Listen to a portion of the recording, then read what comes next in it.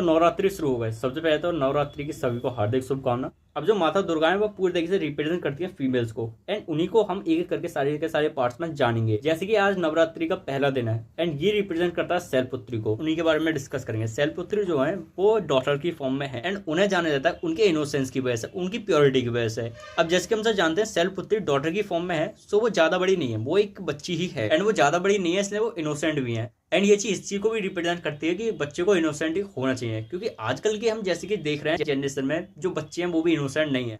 छोटे से छोटे बच्चे भी गाली देते हैं और छोटे से छोटे बच्चे भी गलत कामों में लिप्त हैं। इन सब चीजों से बच्चों को दूर रहना चाहिए। इसी चीज का सिंबलिज्म है शैलपुत्री। एंड आजकल की जनरेशन में बहुत सारी ऐसी लड़कियां हैं जो कि अपने माँ बाप को उल्टा बोलते हैं। इवन कुछ तो ऐसी लड़कियां हैं जो कि अपने माँ बाप को मारती तक हैं।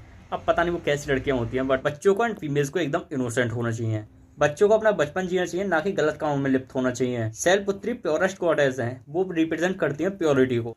अब यही वो एज थी जहां से पार्वती और सती दोनों ने ही अपनी तपस्या करनी शुरू करी थी शिव जी के लिए, जो कि इस चीज को रिप्रेजेंट करता है कि यही एज है अपनी पावर को बढ़ाने की, यानी कि अपनी नॉलेज को बढ़ाने की और अपने आप में स्किल्स को डेवलप करने की। एंड इनोसेंस इस चीज का भी प्रतीक है कि अभी तुमने दुनिया नहीं देखी है, अभी तुम्हें दुनिया के बारे में कुछ भी नहीं पता। जो कि आजकल की फीमेल्स में देखते हैं हम कि वो कहती हैं कि हमें सब कुछ ही पता है, तुमसे सीखने की जरूरत नहीं। वो इवन अपने फादर अपने मदर से भी ये चीज कहते हैं कि तुम मुझे मत सिखाओ। अब शैलपुत्री के इनोसेंस का मतलब यही है कि तुम्हें अभी दुनिया में कुछ नहीं पता, ये सिर्फ और सिर्फ तुम्हारी एक्नॉलेज करने की है।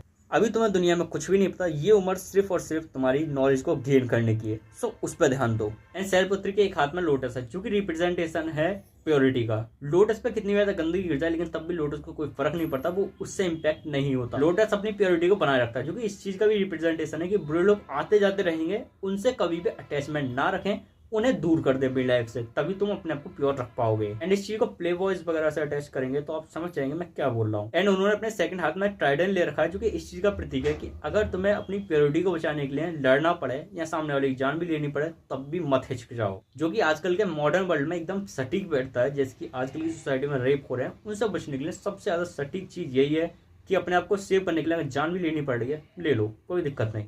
एंड उनके सर पर है मून, जो कि इस चीज का रिप्रेजेंटेशन है कि हमेशा ही जो फीमेल्स हैं उनको काल्म होना चाहिए। स्पेशली जो 18 से नीचे की लड़कियां हैं जो कि अब तक डॉटर की फॉर्म में है, मतलब जिनके भी मैरिज वगैरह नहीं हुई है, जो अब तक सेल्फ डिपेंडेंट नहीं हुई है, उन्हें स्पेशली काल्म रहना चाहिए। एंगर को उन्हें अवॉइड करना चाहिए और कोई भी अपने आप में ईगो नहीं रखना चाहिए, जो कि आजकल गर्ल्स में बहुत ही ज्यादा हो रहा है। एंड नंदी इस चीज का रिप्रेजेंटेशन है कि एक फीमेल को रिलीजियस होना चाहिए, क्योंकि नंदी अपने आप में ही भक्ति के प्रतीक है, क्योंकि उन्होंने काफी ज्यादा भक्ति की थी शिव जी की। सो नंदी एक तरीके से प्रतीक है कि जो फीमेल्स हैं उनको डिवोशनल होना चाहिए, उन्हें रिलीजियस होना चाहिए। जो लोग फीमेल्स के रेस्पेक्ट नहीं करते या जो फीमेल्स उल्टे सीधे काम करती हैं, वो भाई माता दुर्गा को पूज लें, तब भी कोई इम्पैक्ट नहीं पड़ने वाला है, क्योंकि तुम्हारे कर्म ही ऐसे